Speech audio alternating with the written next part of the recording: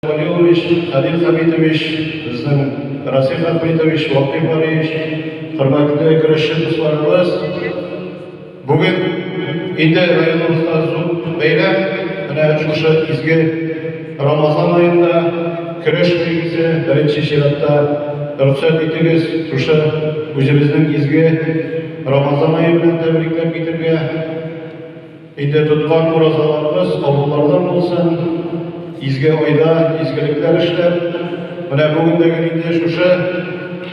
бәйрем, спорт бәйремі, күреш бәйремі, яқташымыз Расих Ахметовичтің иғанашылығы білән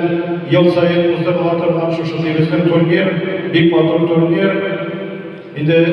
Расих Ахметович, бик зор рахмет, сізге шушы Қарвақыт ештеріміз, келешегіміз турында ойлап, күрешті, енді районымызда ғана түгіл, республика көлемінде бүгінгі күнде матур етіп, сіз енді